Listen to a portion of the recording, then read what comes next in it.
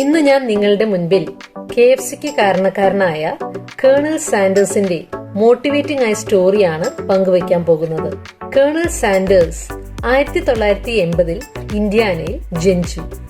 അദ്ദേഹത്തിന്റെ 5-ാം വയസ്സിൽ അദ്ദേഹത്തിന്റെ പിതാവ് മരിക്കുകയും അങ്ങനെ കുടുംബത്തിന്റെ ഭാരം മുഴുവൻ അദ്ദേഹത്തിന്റെ ചുമലിലാവുകയും ചെയ്തു. ഈ ഒരു സമയത്ത് അദ്ദേഹം വീട്ടിൽ പാചകത്തിലും മറ്റും ഏർപ്പെട്ടു. പിന്നീടുള്ള ജീവിതത്തിൽ അദ്ദേഹം ലോയറായും സെയിൽസ്മാനായും അങ്ങനെ മറ്റു പല ജോലികളിലും ഏർപ്പെട്ടെങ്കിലും അവയിലെല്ലാം അദ്ദേഹം പരാജയപ്പെടുകയാണ് ഉണ്ടായത്.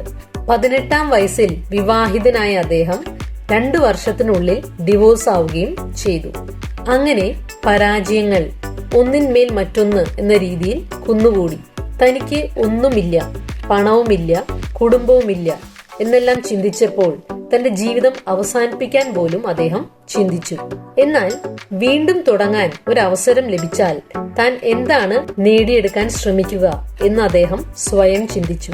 അതിനെക്കുറിച്ച് എഴുതി തുടങ്ങിയപ്പോൾ താൻ പാചകം ചെയ്തിരുന്നപ്പോൾ അനുഭവിച്ചിരുന്ന ആനന്ദത്തെക്കുറിച്ച് അദ്ദേഹം ഓർത്തു.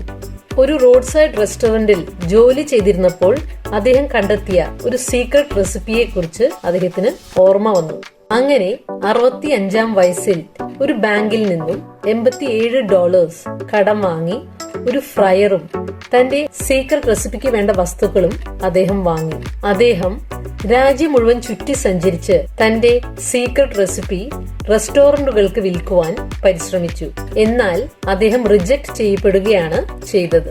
അങ്ങനെ 1009 തവണ റിജക്ട് ചെയ്യപ്പെട്ട ശേഷം 1010ാമത്തെ തവണ ഒരു റെസ്റ്റോറന്റ് അദ്ദേഹത്തിന്റെ റെസിപ്പി സ്വീകരിക്കുകയും അങ്ങനെ KFC ജനിക്കുകയും ചെയ്തു. അങ്ങനെ KFC വളരാൻ തുടങ്ങി.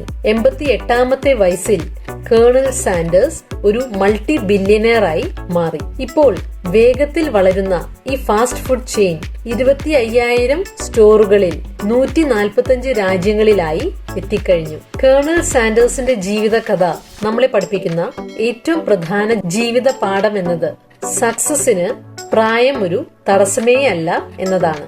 It's never too early or late to chase your dreams.